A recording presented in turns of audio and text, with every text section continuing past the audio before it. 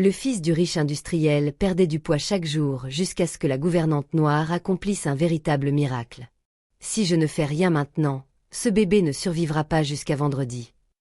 C'est ce que Clara Johnson se murmura à elle-même, serrant le chiffon de nettoyage entre ses mains tremblantes lorsqu'elle réalisa que le fils de 8 mois du milliardaire s'affaiblissait comme une plante laissée sans eau, et que la nouvelle compagne de celui-ci interdisait à quiconque de rester plus de 2 minutes auprès du berceau. Le petit Ethan avait perdu près de 2 kilogrammes en seulement 3 semaines. Sa mère était décédée dans un accident de voiture alors qu'il n'avait que 4 mois, et son père, Jonathan Harrington, propriétaire d'une chaîne d'hôtels de luxe, était apparu avec Isabella moins de 6 semaines plus tard. Un mannequin mondialement connu, tout droit sorti d'un magazine de mode. Le bébé gémissait faiblement, ses joues creuses, ses bras fins comme des brindilles. Une formule spéciale importée, prétendait toujours Isabella, mais Clara savait que quelque chose clochait. Et lorsque la gouvernante de 45 ans surprit Max, le chauffeur personnel, en train de cacher un flacon sans étiquette derrière les produits d'entretien de la buanderie, elle comprit que la situation était bien plus inquiétante qu'elle ne l'imaginait. Elle ignorait encore que le plan incluait également de se débarrasser de tout ce qui gênait. Clara Johnson travaillait dans ce manoir depuis 12 ans. Elle avait commencé alors qu'elle était encore mariée, avant que son ex-mari ne la quitte, elle et leurs 2 enfants, pour une femme plus jeune. Elle connaissait chaque recoin de cette maison, chaque routine, chaque secret mal gardé. Elle avait l'habitude de passer inaperçue, tout en observant attentivement, surtout lorsque quelque chose n'allait pas. Chaque fois que Jonathan partait en voyage d'affaires, Isabella verrouillait la chambre du bébé et renvoyait la nounou officielle. « Je veux passer du temps seul avec mon beau-fils », disait-elle avec ce sourire étudié. Mais Clara remarquait qu'Isabella ne sortait de la chambre que 5 minutes plus tard, laissant Ethan seul pendant des heures. Les pleurs résonnaient dans les couloirs, mais à son retour, Jonathan trouvait tout en ordre et Isabella jouant parfaitement la belle-mère dévouée. En changeant la poubelle de la chambre, Clara découvrit 3 biberons contenant un lait extrêmement dilué, presque transparent. Quelle mère ferait cela à son enfant, pensa-t-elle, rangeant instinctivement l'un des biberons dans un sac plastique. Dans le jardin du manoir, il y avait des fêtes chaque semaine, du champagne et des rires bruyants, mais au 2e étage régnait un silence glaçant. Jonathan Harrington n'était pas cruel. C'était un homme accablé par le deuil et noyé dans le travail.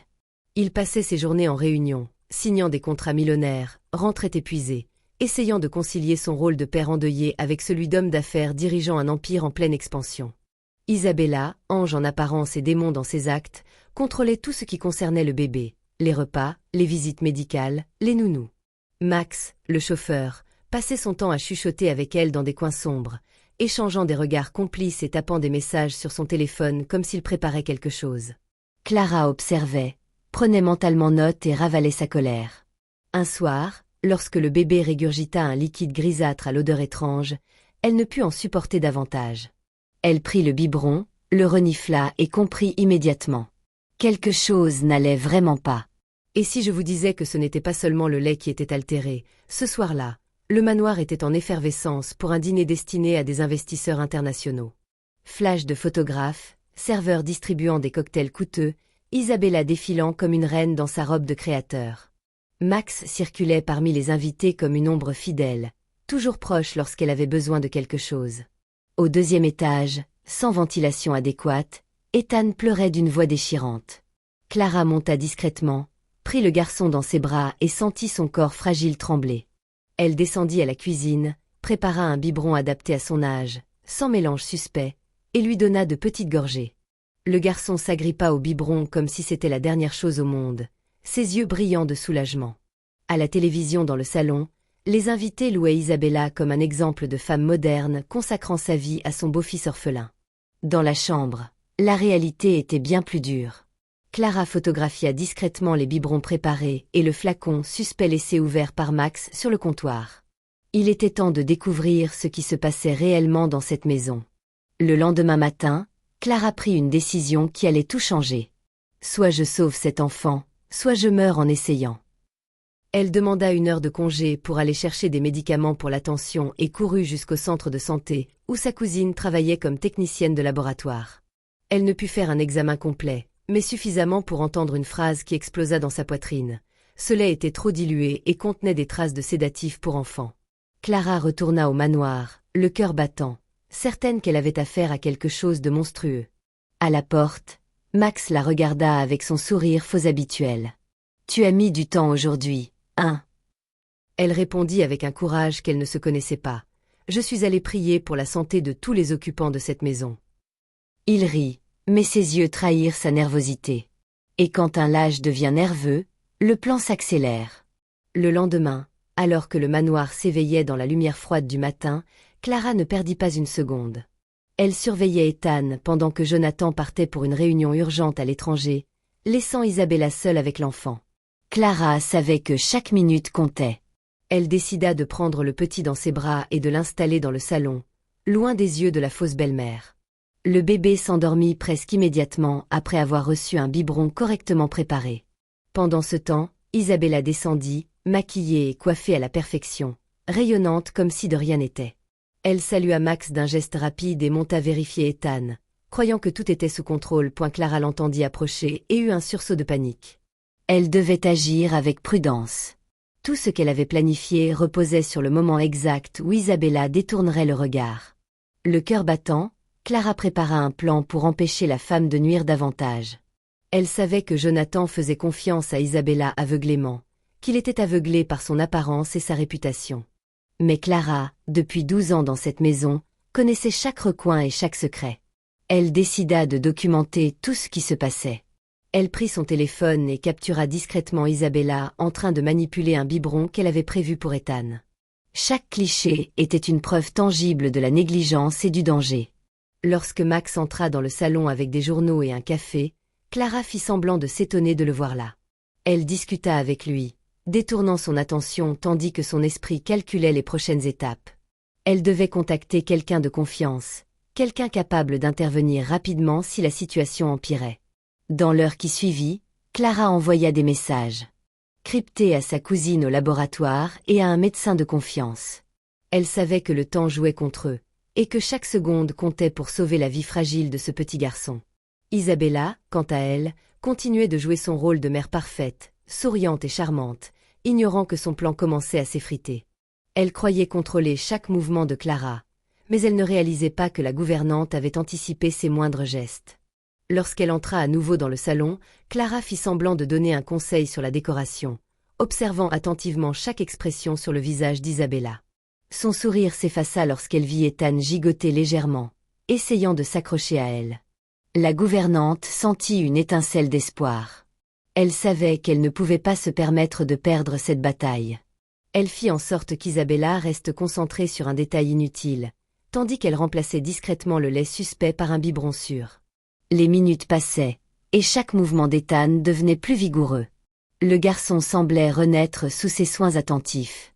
Le téléphone vibra dans la poche de Clara.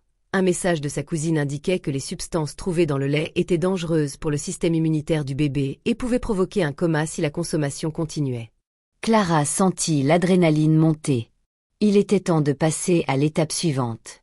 Elle devait agir avant qu'Isabella ne se doute de quelque chose. Pendant qu'Isabella préparait une nouvelle série de biberons, Clara sortit un sac discret et y plaça le lait contaminé, prête à le confier aux autorités si nécessaire. Elle savait qu'une confrontation directe était trop risquée pour Ethan. Chaque mouvement devait être stratégique, chaque geste minutieusement calculé.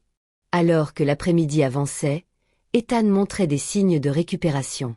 Ses joues redevenaient rondes, ses yeux retrouvaient leur éclat. Clara sentit un poids immense se détacher de sa poitrine.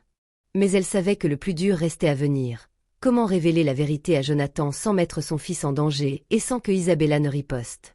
Elle passa la fin de la journée à organiser ses preuves, ses photos et ses messages, prête à tout exposer au moment opportun. Le soir, lorsque Jonathan rentra, épuisé mais impatient de voir son fils, Clara le guida doucement vers le salon. Ethan était assis sur ses genoux, sain et sauvé, gazouillant et tendant ses petites mains vers son père. Jonathan éclata en sourire et embrassa le garçon, inconscient du danger qui avait failli lui coûter la vie. Clara resta en retrait, observant la scène, le cœur rempli de soulagement et de tension. Elle savait que la bataille n'était pas encore terminée, mais pour le moment, le plus important était accompli. Ethan respirait, et la vie lui donnait une seconde chance grâce à sa vigilance et à son courage. La nuit tomba sur le manoir, et un silence presque irréel s'installa. Clara resta près d'Ethan, veillant à ce qu'il dorme paisiblement, tandis que Jonathan s'effondra sur le canapé, épuisé par sa longue journée. Le bébé respirait doucement, les petites mains repliées sur sa poitrine, et Clara sentit un mélange de soulagement et d'appréhension l'envahir. Elle savait que la véritable épreuve ne faisait que commencer. Isabella, toujours impeccable dans sa tenue élégante, descendit quelques instants plus tard avec un air faussement innocent. Elle feignit l'inquiétude pour Ethan et tenta de se rapprocher de Jonathan, cherchant à masquer ses intentions. Mais Clara avait prévu chaque geste. Elle intercepta subtilement Isabella en lui proposant de préparer un thé pour Jonathan, la détournant de la chambre. Pendant ce temps, elle saisit son téléphone et envoya discrètement les photos du lait contaminé à son médecin et à la cousine, accompagné d'un message urgent expliquant la situation exacte. Ethan bougea légèrement, ses yeux à moitié fermés mais paisibles, et Clara sentit que chaque seconde gagnée était cruciale. Isabella, ne soupçonnant rien, continua de se promener dans le manoir, vérifiant chaque recoin comme pour s'assurer qu'aucune trace de son stratagème n'avait été découverte. Clara, patiente et méthodique, commença à organiser les preuves afin que Jonathan puisse comprendre la gravité de la situation sans que le danger ne s'aggrave. Elle savait que si elle révélait tout trop tôt, Isabella pourrait réagir violemment, mettant la vie d'Ethan en péril. Alors, elle attendit le moment exact où Jonathan serait seul avec elle, lorsque la tempête pourrait éclater sans risques immédiats. Les minutes s'écoulèrent, longues et silencieuses, et Clara profita de chaque instant pour vérifier les signes vitaux du bébé. Son petit corps fragile semblait s'adapter aux blessures, et un mince sourire apparut sur son visage endormi. Jonathan, remarquant enfin le calme retrouvé de son fils, se pencha pour le caresser, inconscient du chaos qui avait failli s'abattre sur eux. Clara sentit un poids énorme se dissiper, mais son esprit restait concentré sur la prochaine étape. Elle devait préparer Jonathan à affronter la vérité, à comprendre que la femme qu'il aimait aveuglément n'était pas celle qu'elle prétendait être. Isabella, quant à elle, commençait à ressentir une légère nervosité. Elle ne comprenait pas pourquoi Ethan semblait plus vivant, pourquoi son plan n'avait pas fonctionné comme prévu. Elle fit semblant de se détendre, mais Clara pouvait sentir sa tension à travers son attitude subtile et ses mouvements rapides. Chaque détail importait, un geste, un regard, un mot mal placé pouvait trahir ses intentions. Alors que la nuit avançait, Clara organisa mentalement la confrontation. Elle devait présenter les preuves de manière irréfutable, préparer Jonathan à agir rapidement si Isabella tentait de manipuler la situation. Chaque cliché, chaque message, chaque détail consigné sur son téléphone était prêt à être exposé. Ethan dormait profondément maintenant, son souffle régulier et rassurant, et Clara sentit un mélange de fierté et de soulagement. Elle avait sauvé sa vie, mais la bataille pour la vérité était loin d'être terminée. Elle savait qu'il fallait agir avec intelligence et prudence pour que Jonathan comprenne enfin qui était réellement Isabella, et que la sécurité de son fils soit garantie. La nuit s'étira, silencieuse et pleine de tension, et Clara resta éveillée, veillant sur Ethan et préparant méticuleusement le moment où la vérité éclaterait, prête à protéger l'enfant contre toute menace, quelles que soient les conséquences. L'aube pointa à peine lorsque Jonathan se leva, encore somnole, et remarqua Ethan dans son berceau, paisible et stable. Clara était déjà à ses côtés, le regard attentif et ferme, préparée à révéler la vérité. Elle lui expliqua calmement les événements de la veille, détaillant chaque geste suspect d'Isabella, chaque manœuvre dangereuse, chaque risque que le bébé avait couru. Jonathan écoutait, stupéfait, incapable de croire qu'Isabella, qu'il considérait comme parfaite, avait été capable d'une telle malveillance. Les mots de Clara se succédaient, précis et clairs, et Jonathan sentit un mélange de colère, de peur et de soulagement l'envahir. Il réalisa que sans l'intervention discrète et rapide de Clara, Ethan aurait pu ne pas survivre jusqu'à aujourd'hui. Pendant ce temps, Isabella s'éveilla, souriante et feignant la douceur, ignorant que ses plans avaient été déjoués. Elle s'approcha du berceau, tentant de créer un lien affectueux avec le bébé, mais Clara resta entre elle et l'enfant, ferme et déterminée. Jonathan sentit alors l'urgence de protéger son fils et la vérité commença à s'imposer. Il devait agir sans hésitation. Clara lui montra les preuves sur son téléphone, les photos du lait contaminé, les messages envoyés aux proches et les incohérences dans le comportement d'Isabella. Jonathan sentit une rage froide monter en lui, mais il savait qu'il devait rester maître de lui-même pour ne pas mettre Ethan en danger. Isabella, réalisant que Jonathan était désormais conscient, tenta de détourner la situation avec des mots mielleux et des excuses feintes, mais Clara et Jonathan étaient préparés. Chaque geste d'Isabella était analysé et anticipé, et Jonathan comprit qu'il devait prendre une décision immédiate pour protéger son fils. Clara proposa un plan discret mais efficace. Isabella serait confrontée avec les preuves, et ses intentions malveillantes ne pourraient plus rester cachées. Jonathan acquiesça, sentant une détermination nouvelle en lui, prêt à défendre Ethan coûte que coûte. Le moment de la confrontation arriva, et Isabella, confiante au début, sentit son assurance vaciller face aux faits irréfutables présentés par Clara. Jonathan, fort et calme, demanda des explications, tandis qu'Isabella essayait de minimiser ses actions, de se justifier avec des mots creux. Mais la vérité était écrasante, et chaque preuve renforçait la gravité de ses actes. Ethan, observé de loin par Clara, dormait paisiblement, ignorant le drame qui se jouait autour de lui. Jonathan sentit un mélange de soulagement et de colère. Il avait découvert la véritable nature d'Isabella, mais il devait maintenant décider de l'avenir de leur relation et de la sécurité de son fils. Isabella, déstabilisée et humiliée, comprit que ses plans avaient échoué, et que la loyauté et la vigilance de Clara avaient sauvé la vie de l'enfant. Jonathan remercia Clara intérieurement, conscient qu'il devait désormais protéger Ethan et agir avec intelligence pour que ce cauchemar ne se reproduise jamais. Le manoir, silencieux après la tempête émotionnelle, semblait presque paisible, mais chacun savait que la vérité, enfin révélée, avait changé à jamais la vie de tous. Clara, stoïque mais soulagée, observa Ethan et Jonathan, prête à intervenir à nouveau si nécessaire, assurant que le bébé resterait à l'abri de tout danger. La journée commença sous le signe d'une vigilance accrue et d'une résolution commune. Protéger l'enfant, affronter la réalité et reconstruire la confiance, désormais fondée sur la vérité et non sur les apparences trompeuses. La tension était palpable dans le manoir lorsque Jonathan prit la décision de protéger Ethan coûte que coûte. Il savait que la sécurité de son fils dépendait désormais de ses actions immédiates et de sa vigilance constante. Isabella, consciente que son jeu était découvert, tenta de manipuler les émotions de Jonathan, mais il restait impassible, déterminé à ne plus laisser personne mettre son enfant en danger. Clara, fidèle et attentive, préparait silencieusement un plan de contingence, prête à intervenir au moindre signe de menace. Jonathan décida de sécuriser toutes les zones où Ethan pouvait être exposé. La chambre du bébé fut équipée de caméras discrètes, chaque accessoire suspect fut retiré et chaque personne proche de la famille fut évaluée pour sa loyauté. Isabella, frustrée de voir ses efforts contrecarrés, commença à perdre son calme et à montrer des signes de nervosité. Jonathan, tout en maintenant son calme, confronta Isabella avec les preuves accumulées, lui demandant des explications claires et directes.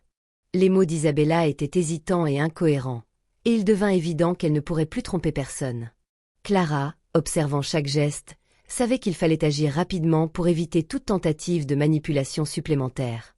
Jonathan prit alors une décision stratégique, éloigner Isabella du manoir jusqu'à ce que la situation soit totalement sécurisée. Isabella protesta, menaça, mais Jonathan resta ferme, conscient que la vie d'Ethan ne souffrirait aucune négociation. Dans les jours suivants, Jonathan et Clara veillèrent ensemble à instaurer un environnement stable pour le bébé. Ils organisèrent des routines claires et sûres, vérifièrent chaque repas et chaque soin, et mirent en place un système de surveillance discret mais efficace. Isabella, isolée, tenta de reprendre contact par des messages, mais chaque tentative était interceptée et analysée par Clara, empêchant tout risque. Jonathan sentit peu à peu un poids se lever de ses épaules. Le danger immédiat pour son fils était maîtrisé, et la vigilance constante assurait un avenir sécurisé. Ethan, innocent et insouciant, continuait à grandir paisiblement, ignorant les manœuvres qui s'étaient déroulées autour de lui. Jonathan réalisa que sa reconnaissance envers Clara ne se limiterait jamais à des mots. Elle avait sauvé la vie de son fils et lui avait donné la force de protéger ce qu'il aimait le plus. Les semaines passèrent, et Isabella, confrontée à la réalité de son échec, comprit que ses manipulations n'avaient plus aucune chance de succès. Jonathan, désormais plus confiant, put enfin commencer à penser à l'avenir, à des projets pour son fils et à une vie où la sécurité et l'amour primeraient sur la peur et la tromperie.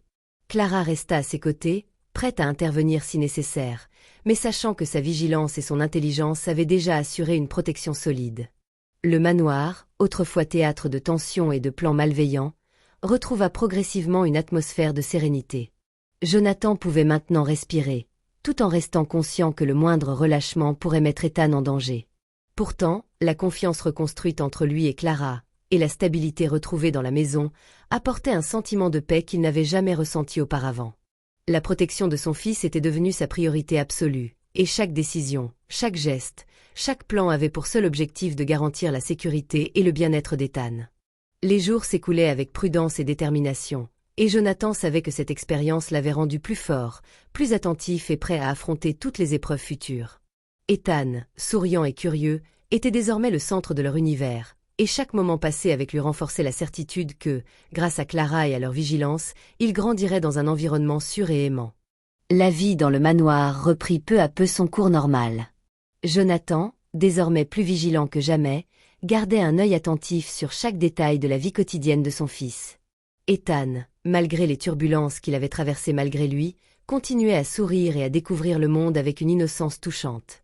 Clara, toujours à ses côtés, organisait chaque journée avec rigueur, tout en veillant à préserver l'atmosphère chaleureuse et sécurisée nécessaire à l'épanouissement du bébé. Jonathan se rendit compte que chaque geste d'Isabella, chaque tentative de manipulation passée, avait été une leçon précieuse. La prudence et la vigilance étaient essentielles pour protéger ceux que l'on aime. Isabella, isolée et confrontée à l'échec de ses manœuvres, finit par disparaître de leur vie, incapable de nuire davantage. Cette absence apporta une sérénité nouvelle dans le manoir et permit à Jonathan et Clara de se concentrer entièrement sur le bien-être d'Ethan. Les semaines et les mois passèrent, et le bébé grandit avec confiance et sécurité, entouré d'amour et de protection. Jonathan, reconnaissant envers Clara pour son dévouement, comprit que sa loyauté et son intelligence avaient été déterminantes pour sauver son fils. Chaque sourire d'Ethan, chaque petit progrès dans son développement, était désormais une victoire sur la peur et les dangers du passé. Jonathan et Clara construisirent un quotidien harmonieux, où la vigilance se mêlait à l'affection et à la tendresse.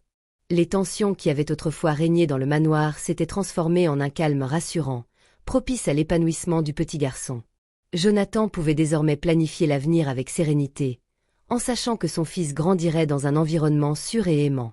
La confiance entre Jonathan et Clara, renforcée par les épreuves traversées ensemble, était devenue un pilier solide autour duquel toute la famille s'organisait. Ethan, ignorant les dangers du passé, explorait le monde avec curiosité et joie, chaque instant passé avec ses parents adoptifs renforçant son sentiment de sécurité et d'amour. Jonathan, conscient de la chance qu'il avait de compter sur Clara, savait que ce lien exceptionnel resterait indestructible, et qu'aucune menace extérieure ne pourrait désormais perturber leur vie.